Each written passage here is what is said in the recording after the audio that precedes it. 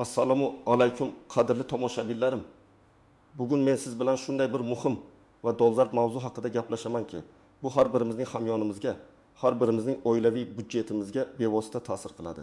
Hozirgi kunda kommunal to'lovlar, ya'ni elektr, gaz, suv, issiqlik va chiqindi uchun to'lovlar ko'pchilik uchun jiddiy yuk bo'lib qolmoqda.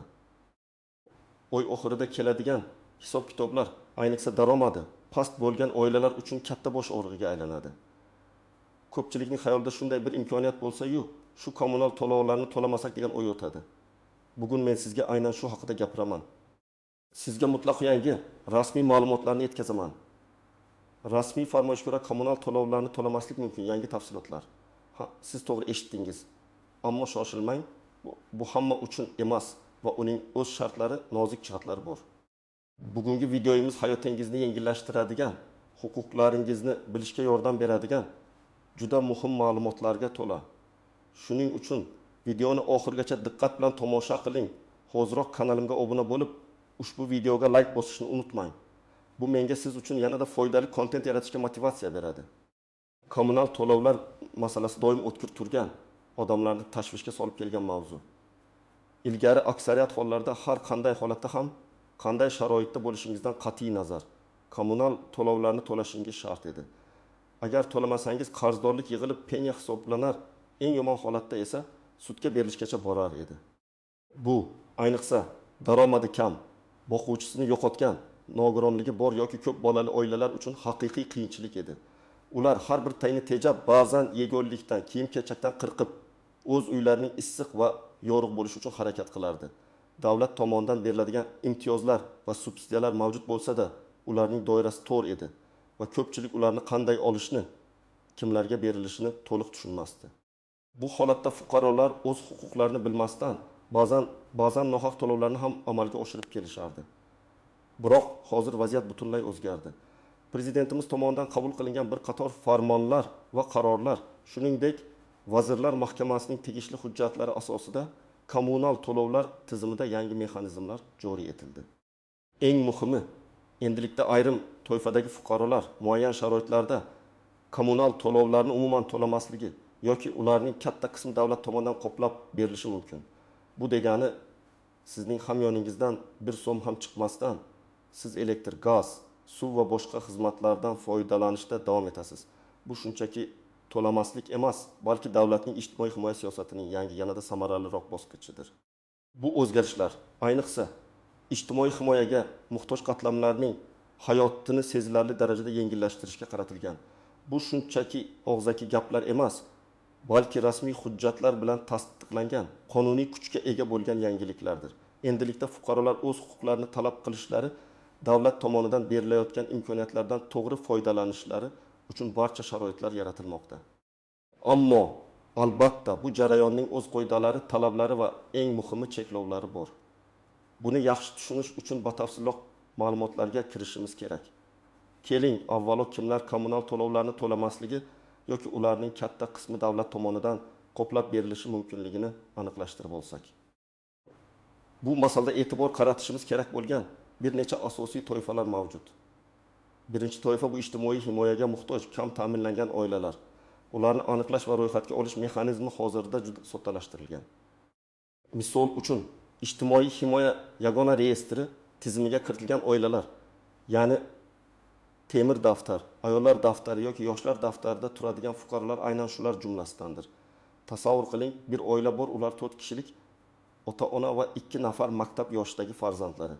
Ota va ona mavsumiy ishlarda ishlaydi. Umumiy daromadlari oyga taxminan 2.500.000 so'm atrofida. Ular istiqomat qiladigan 2 xonali kvartiraning kommunal to'lovlari, ya'ni elektr, gaz, suv, chiqindi va markazlashgan isitish uchun oyga o'rtacha 800.000 so'm to'lashlari kerak. Bu ularning daromadining deyarli 3dan 1 qismini tashkil etadi va ularning asosiy ehtiyojlarini qondirishda katta to'siq bo'ladi. Avvallari bu oila ushbu miqdorni to'lashda qiynalib, qarzga botishi mumkin edi.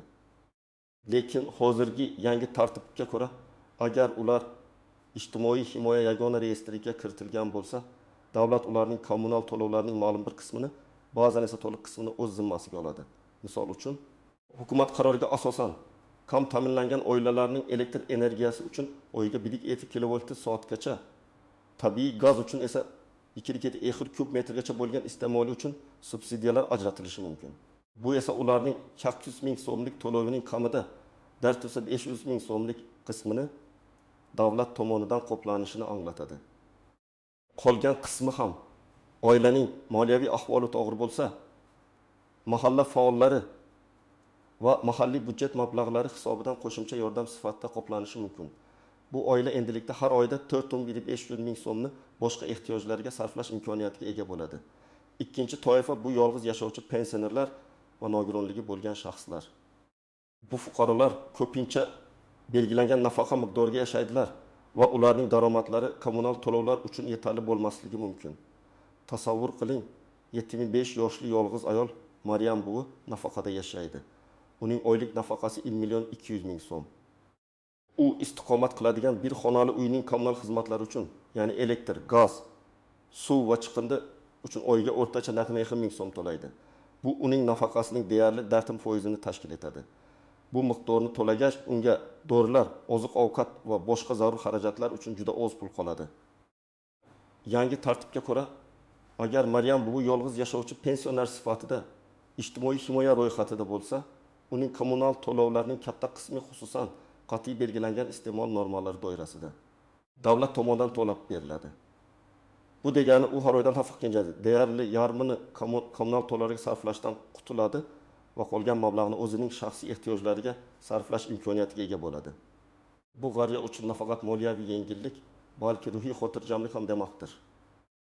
Xuddi shunday birinchi guruh nogironligi bo'lgan yosh yigit Alisher ham ota-onasiz yashaydi. Uning nogironlik nafaqasi erta yoshdagi nogironlik uchun biroz yuqoriroq, lekin baribir uning kundalik ehtiyojlariga, dorilarga zo'rg'a yetadi. Kommunal to'lovlar uning uchun ham katta yuk. U ham yolg'iz yashovchi nogironligi bo'lgan shaxs sifatida ro'yxatga olingan bo'lsa, kommunal to'lovlardan ozod etilishi yoki ularning katta qismi qoplab berilishi mumkin. Uchinchi toifa bu muayyan ijtimoiy himoya obyektlariga tegishli fuqarolar. Masalan, saxovat va muruvvat uylarida yashovchi shaxslar, bolalar uylarida tarbiyalanuvchilar va boshqalar. Garchi ular uy-joyga ega bo'lmasalar-da, ularning yashash joylari uchun kommunal xizmatlar ta'minoti to'liq davlat hisobidan amalga oshiriladi. Bu toifadagilar o'zlari uchun kommunal to'lovlar haqida umuman qayg'urmaydilar. To'rtinchi holat, bu texnik nosozliklar yoki kommunal xizmat ko'rsatuvchi tashkilotning aybi bilan yuzaga kelgan uzoq muddatli xizmat ko'rsatmaslik. Misol uchun, qishning eng sovuq kunlarida sizning uyingizga markazlashgan isitish tizimi orqali issiqlik yetkazib berilmasa yoki doimiy ravishda sovuq suv kelib turib, issiq suv uchun pul talab qilsalar, siz bu xizmat uchun to'lovni talab qilishga haqli emassiz. Keling, bir misol keltiraylik. Andijon viloyatining bir chekka qishlog'ida yashovchi oila Jamshid va uning turmush o'rtog'i 3 nafar farzandlari bilan qishloq uyida istiqomat qiladi. Ularning uyi gazlashtirilgan, lekin oxirgi 3 oy davomida qishloqning gaz quvurlaridagi nosozlik tufayli ularga gaz yetkazib berish butunlay to'xtatilgan. Bu oila gaz plitasida ovqat pishira olmaydi, uyni isita olmaydi. Ular majburan elektr isitgichlardan va ko'mir pechdan foydalanishadi. Shu 3 oy davomida gaz xizmati yetkazib berilmagan bo'lsa-da, ularga har oy gaz uchun ma'lum miqdorda to'lov hisoblanavergan. Yangi qonunchilikka ko'ra, bunday holatda fuqarolar gaz ta'minoti korxonasiga yozma ariza bilan murojaat qilib, xizmat ko'rsatilmagan davr uchun to'lovni bekor qilishni talab qilishlari mumkin. Agar ular texnik nosozliklar haqida dalillarni, masalan, mahalliy hokimlikdan tasdiqnoma, guvohlar ko'rsatmalari taqdim etsalar, ular xizmat ko'rsatilmagan davr uchun to'lovdan butunlay ozod etilishi kerak. Agar korxona bu talabni qo'ndirmasa, fuqaro bevosita iste'molchilar huquqlarini himoya qilish organlariga yoki sudga murojaat qilish huquqiga ega. Bu to'lovlardan ozod qilish yoki subsidiyalash mexanizmlari asosan Vazirlar Mahkamasining 2020 yil 22 apreldagi ijtimoiy himoya yagona reyestri axborot tizimi orqali kam ta'minlangan oilalarga ijtimoiy yordam va xizmatlar ko'rsatish tartibini takomillashtirish chora-tadbirlari to'g'risidagi 2006 son qarori kabi hujjatlar bilan tartibga solinadi. Shuningdek, Prezidentning aholini ijtimoiy himoya qilish tizimini takomillashtirishga oid qo'shimcha chora-tadbirlar to'g'risidagi farmonlar va keyingi qonun hujjatlarida ham bu masalalar aniq belgilangan. Bu hujjatlar ijtimoiy himoyaga muhtoj oilalarning kommunal xarajatlarini davlat budjeti mablag'lari hisobiga qoplashni nazarda tutadi. Asosiy e'tibor iste'mol normalariga qaratiladi. Ya'ni davlat tomonidan belgilangan ma'lum miqdordagi elektr energiyasi, gaz, suv va boshqa xizmatlar uchun to'lovlar qoplanadi. Agar fuqaro ushbu normalardan oshiq iste'mol qilsa, ortiqcha qism uchun o'zi to'lashi kerak bo'ladi. Bu ham aholi o'rtasida resurslardan tejamkorlik bilan foydalanish madaniyatini shakllantirishga yordam beradi. Endi esa ushbu imkoniyatlardan foydalanishda uchraydigan istisno holatlar, tuzoqlar va ko'zdan panada qoladigan nozik jihatlar haqida gaplashaylik. Chunki kommunal to'lovlarni to'lamaslik mumkin degan g'oya ko'pchilikni chalkashtirishi mumkin. Avvalo, shuni tushunish kerakki, bu hamma uchun umumiy to'lovni to'xtatish degani emas. Bu shunchaki davlat tomonidan qo'llab-quvvatlash yoki xizmat ko'rsatilmaganligi sababli to'lovdan ozod etish mexanizmlaridir. Istisno holatlarning birinchisi shundaki, agar siz yuqorida sanab o'tilgan toifalarga kirmasangiz va sizning daromadingiz belgilangan me'yorlardan yuqori bo'lsa, sizning kommunal to'lovlarni to'lamaslik huquqingiz yo'q. Bu imtiyozlar faqat ijtimoiy himoyaga muhtoj, ro'yxatga olingan fuqarolar va yuridik jihatdan xizmat sifatini talab qila oladigan iste'molchilar uchun amal qiladi. Ikkinchi tuzoq bu ma'lumotning noto'g'ri talqin qilinishi va bundan kelib chiqadigan muammolar. Masalan, ba'zi fuqarolar kommunal to'lovlarni to'lamaslik mumkin degan gapni eshitib, darhol barcha to'lovlarni to'xtatib qo'yishadi. Biroq bu mutlaqo noto'g'ri yondashuvdir.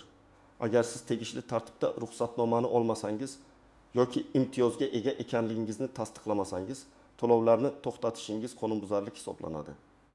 Bu holatda siz nafaqat qarzdorlikni to'plab qo'yasiz, balki penya va jarimalar ham hisoblanadi. Misol uchun, Toshkentda yashovchi yaxshi daromadga ega bo'lgan bir oila Ibrohim va Dildora yangilikni eshitib, bizga ham tegishli bo'lsa kerak deb o'ylab, 3 oy davomida kommunal to'lovlarni to'lashni butunlay to'xtatishadi. Ular hatto imtiyozga ega ekanliklarini tekshirish uchun ham harakat qilishmaydi. 3 oydan so'ng ularning uyiga elektr energiyasi va gaz ta'minoti uzib qo'yiladi. Ularga esa katta miqdordagi qarzdorlik va penya bo'yicha hisob-kitoblar keladi. Bu esa ular uchun jiddiy moliyaviy muammolarni keltirib chiqaradi. Shuning uchun biron bir harakat qilishdan oldin o'z holatingizni to'liq aniqlashtirib olishingiz shart. Uchinchi nozik jihat bu subsidiyalar va imtiyozlarning vaqtinchalik xususiyatidir. Kam ta'minlanganlik holati, yolg'iz yashovchi pensioner maqomi yoki nogironlik holati har yil yoki ma'lum bir muddatdan so'ng qayta ko'rib chiqiladi. Ya'ni sizning moliyaviy ahvolingiz yaxshilansa yoki boshqa mezonlarga mos kelmay qolsangiz, imtiyozlardan mahrum bo'lishingiz mumkin. Masalan, bir yil davomida kommunal to'lovlari subsidiyalangan, oilaning keyingi yilda daromadlari sezilarli darajada oshishi mumkin. Oila a'zolaridan biri chet elda ish topib, muntazam ravishda oilasiga katta miqdorda pul jo'natishni boshlaydi. Bu holda ular ijtimoiy himoya yagona reyestridan chiqarilishi va kommunal to'lovlarni mustaqil to'lashlari shart bo'ladi. Shu sababli har doim o'z holatingizni nazorat qilib borishingiz va tegishli organlar bilan aloqada bo'lishingiz muhim. 4-chi muhim nuqta bu xizmat ko'rsatish sifati bilan bog'liq masalalar. Agar sizga kommunal xizmatlar sifatsiz ko'rsatilsa yoki umuman ko'rsatilmasa, sizning to'lovni talab qilish huquqingiz cheklanadi. Ammo buni qanday rasmiylashtirish kerak? Ko'pchilik shikoyat qilishni bilmaydi. Oddiy misol, siz har oy issiq suv uchun to'laysiz, lekin sizning kraningizdan doimiy ravishda sovuq suv keladi. Yoki sizning uyingizga kelayotgan gaz bosimi shu qadar pastki, gaz plitasi zo'rg'a yonadi. Bunday holatlarda siz to'g'ridan-to'g'ri xizmat ko'rsatuvchi tashkilotga yozma ariza bilan murojaat qilishingiz kerak. Arizada muammoning mohiyatini, qachondan beri davom etayotganini va yetkazilgan zararni aniq ko'rsatishingiz lozim. Tashkilot arizani ko'rib chiqishi va 15 kun ichida yozma javob berishi shart. Agar muammo hal etilmasa yoki rad javobi berilsa, siz iste'molchilar huquqlarini himoya qilish jamiyatiga tegishli vazirliklarning ishonch telefonlariga yoki hatto sudga murojaat qilish huquqiga egasiz. Faqat barcha harakatlaringiz rasmiy hujjatlar bilan tasdiqlanishi kerak. Guvohlar ko'rsatmasi, fotosuratlar, videolar ham dalil bo'lib xizmat qilishi mumkin. Bu jarayonda xizmat ko'rsatilmagan davr uchun to'lovni hisoblashni to'xtatish yoki qayta hisoblash talabini qo'yishingiz mumkin. Ammo e'tibor bering, bunday talab faqat rasmiy shikoyat va dalillar asosida amalga oshiriladi, shunchaki to'lamayman deyish bilan emas. 5-nozik jihat bu kommunal to'lovlarning turlari. imtiyozlar va subsidiyalar odatda asosiy kommunal xizmatlarga, ya'ni elektr, gaz, suv, issiqlik va chiqindi chiqarishga nisbatan qo'llaniladi. Ammo dom to'lovlari, lift xizmati, uy-joy kommunal xo'jalik shirkatining xizmatlari kabi boshqa to'lovlar uchun ham imtiyozlar bo'lishi mumkin. Ammo ular alohida tartibda belgilanadi va odatda ijtimoiy himoyaga muhtoj shaxslar uchun to'liq bepul bo'lmaydi. Faqatgina ma'lum qismi qoplanishi mumkin. Shuning uchun siz qanday turdagi kommunal to'lovdan ozod etilayotganingizni yoki qanday subsidiyalar berilayotganini aniq bilishingiz kerak. Buni aniqlashtirish uchun Davlat xizmatlari markaziga yoki mahallangizga murojaat qiling. Endi esa eng muhim qism qo'llanma. Nima qilish kerak? Agar siz ushbu imkoniyatlardan foydalanishni istasangiz, quyidagi amaliy qadamlarni bajarishingiz lozim. Birinchi qadam o'z albitingizni, ya'ni imtiyoz olishga haqli ekanligingizni aniqlash. Buning uchun bir necha yo'l mavjud. Mahallangizga murojaat qiling. Mahalla faollari, ayniqsa mahalla raisi va ijtimoiy ishlar bo'yicha o'rinbosari sizga kimlarga qanday imtiyozlar berilishi haqida batafsil ma'lumot bera oladi. Ular sizni ijtimoiy himoya reyestriga kiritish bo'yicha ham yordam berishadi. 2. Davlat xizmatlari markazlariga deksa murojaat qiling. Bu markazlar orqali ijtimoiy himoya yagona reyestriga kirish uchun ariza topshirishingiz mumkin. Ular sizga barcha zaruriy ma'lumotlarni berishadi va hujjatlarni rasmiylashtirishda yordam berishadi. O'tu, Mening fikrim portali yoki hukumat portalidagi my.kbuz tegishli bo'limlarni o'rganing. Bu yerda siz imtiyozlar va subsidiyalar haqidagi rasmiy ma'lumotlarni topishingiz mumkin. 4. Aholini bandiga ko'maklashish markazlariga ABK murojaat qiling. Ba'zi imtiyozlar aynan ishsiz kam ta'minlangan fuqarolar uchun ABK orqali rasmiylashtiriladi. Ikkinchi qadam zarur hujjatlarni to'plash. Agar siz imtiyoz olishga haqli ekanligingizni aniqlagan bo'lsangiz, quyidagi hujjatlar sizga kerak bo'lishi mumkin. Holatingizga qarab. Pasport nusxasi. Oila a'zolarining pasportlari ham, nikoh guvoh mavjud bo'lsa. Bolalar tug'ilganlik haqidagi guvohnomalari nusxalari. Oilaning daromadlari haqidagi ma'lumotnoma ish joyidan, ABKdan. 5. Nogironlik guvohnomasi nusxasi agar mavjud bo'lsa. 6. Bo'g'uvchisini yo'qotganlik haqidagi guvohnoma agar mavjud bo'lsa. 7. Yolg'iz yashovchi pensioner ekanligingizni tasdiqlovchi hujjat agar mavjud bo'lsa. 8. Kadastr hujjatlari uy joyning sizga tegishli ekanligini tasdiqlovchi hujjatlar. 9. Xizmat ko'rsatuvchi tashkilotlarning oxirgi kommunal to'lov kvitansiyalari. Barcha hujjatlar asl nusxada va nusxalarda bo'lishi kerak. Ba'zi hollarda tegishli organlar qo'shimcha hujjatlarni ham talab qilishi mumkin. 3-qadam ariza topshirish. Hujjatlarni to'plaganingizdan so'ng ijtimoiy himoya yagona reyestriga kirish uchun ariza topshirishingiz kerak. Eng qulay yo'li bu my.kbuz portali orqali onlayn tarzda ariza topshirish. Bu yerda siz elektron raqamli imzo orqali kirib tegishli bo'limda arizani to'ldirishingiz va hujjatlarning skaner qilingan nusxalarini yuklashingiz mumkin. 2. Yoki davlat xizmatlari markaziga shaxsan borib ariza topshirish. DXM xodimlari sizga to'ldirishda yordam berishadi.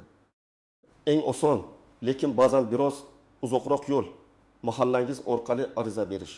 Mahalla ijtimoiy xizmat xodimi sizning holatingizni o'rganib chiqib, tegishli tavsiyanomani shakllantiradi va arizani yuborishda yordam beradi.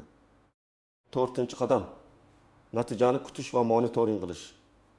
Ariza topshirilgach, u tegishli organlar tomonidan ko'rib chiqiladi. Bu jarayon odatda 15 ish kuni ichida amalga oshiriladi. 1. Siz arizangizning holatini my.kbuz portali orqali kuzatishingiz mumkin. 2. Agar ijobiy javob olsangiz, sizning imtiyozlaringiz yoki subsidiyangiz rasmiylashtiriladi va bu haqda sizga yozma ravishda xabar beriladi. Shundan so'nggina belgilangan me'yorlar doirasida kommunal to'lovlar davlat tomonidan qoplab beriladi va siz ularni o'z hamyoningizdan to'lamaysiz. 3. Agar arizangiz rad etilsa, rad etish sabablari ko'rsatilgan yozma javob olasiz. Siz ushbu sabablarni bartaraf etib, qayta ariza topshirishingiz yoki yuqori turuvchi organga, masalan, xalq qabulxonasiga yoki sudga shikoyat qilishingiz mumkin. Muhim ogohlantirishlar. 1. Imtiyozga ega ekanligingiz rasman tasdiqlanmaguncha kommunal to'lovlarni to'xtatmang. Bu sizning qarzdorlik yig'ishingizga va penya to'lashingizga sabab bo'ladi. 2. Firibgarlardan ehtiyot bo'ling. Tezkor imtiyozlar yoki yordam evaziga pul taklif qiluvchi shaxslarga ishonmang. Barcha rasmiy jarayonlar davlat xizmatlari markazlari mahalla yoki mypogo.uz portali orqali mutlaqo bepul amalga oshiriladi. O'tun. Agar sizga xizmat sifatsiz ko'rsatilayotgan bo'lsa, avvalo xizmat ko'rsatuvchi tashkilotga yozma ravishda murojaat qiling va murojaatingizga rasmiy javob olishni talab qiling. Faqatgina shundan keyin, agar muammo hal bo'lmasa, yuqori turuvchi tashkilotlarga shikoyat qiling. Dalillarni fotosurat, video saqlashni unutmang.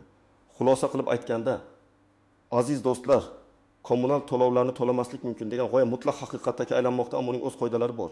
Bu har bir fuqaro uchun emas, balki ijtimoiy himoyaga muhtoj, kam ta'minlangan oilalar, yolg'iz pensionerlar, nogironligi bo'lgan shaxslar va kommunal xizmatlar sifatini talab qiladigan iste'molchilar uchun davlat tomonidan yaratilgan katta imkoniyatdir.